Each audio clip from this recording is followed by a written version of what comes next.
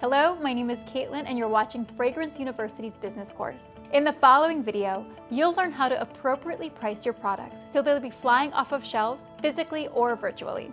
There are limitless factors to take into account when nailing down price points for your products. Different sources will recommend varying models to use, but there isn't a single right way to do it. There's always room to be adjusted, so don't let frustrations you have in this process discourage you. Before you start looking at any of the numbers involved with your own products, look at your competitors for inspiration. Although you should never copy your competitors' price point, using them as a model can help you get a feel for the range your product might land in. This research will also involve examining your product's stance in the market. Pricing higher than your competition may make the product less accessible to the general public, but could also boost your brand's reputation as a luxury. Conversely, pricing lower than the competition can make your product seem cheap, but also be more accessible than others.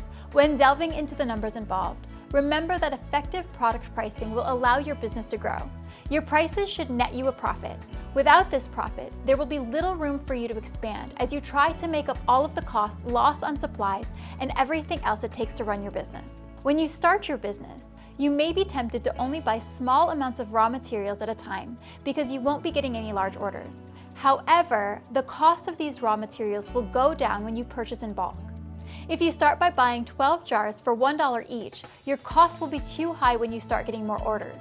You should price your products as if you bought a whole pallet of jars for 45 cents each, even if you're not at that level yet. Then, as your business grows, so do your orders, and the price model will line up. It may seem discouraging, but remember that it's normal for a new business to be at a loss when you start. A simple place to start when finding a sustainable product price is by using a cost model. We briefly mentioned the use of fixed and variable costs when calculating your budget in a previous course video, but this process can be also used to price your products. Let's start by checking out your variable costs. As you now know, variable costs differ from month to month as you order new supplies and equipment for your business. These costs will include the raw materials you buy for your products, as these amounts will differ as your company grows.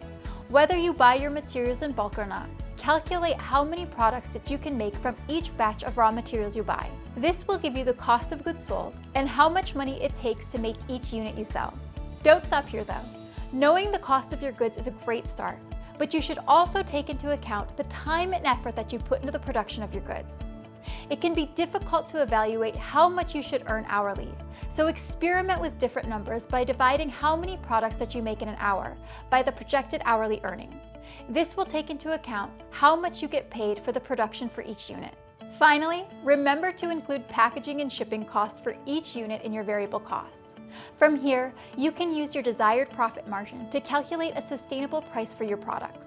Your profit margin will determine how much you make on each product. Profit margins vary from industry to industry and will greatly impact your business's success. Remember that we haven't touched on fixed costs yet. Your profit margin should net you enough in profit that you can cover these costs. Additionally, return back to the research that you did at the beginning of the pricing process. If the profit margin that you use gives you a product price far out of the range of your competitors, consider adjusting it up or down to make sure you're pricing appropriately. Let's go through an example so you can get a better feel of how this process works.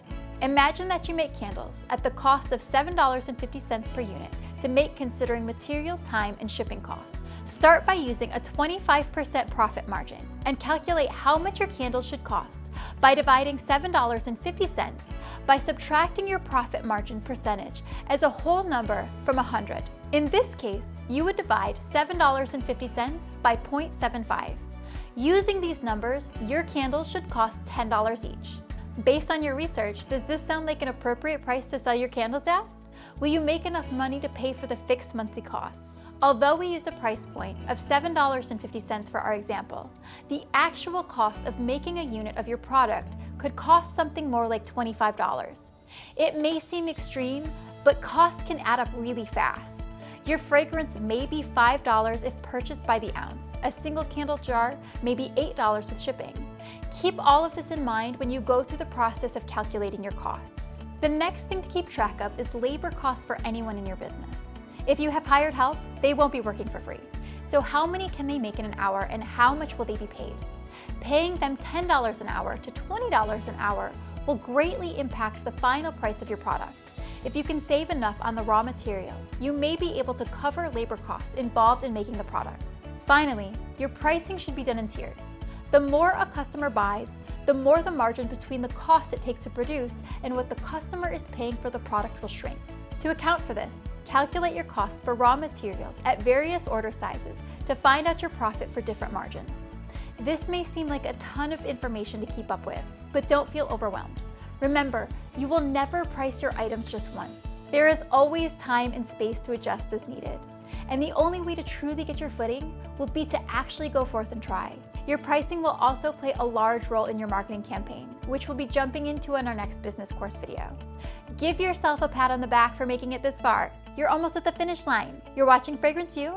My name is Caitlin, and we'll see you soon. Bye.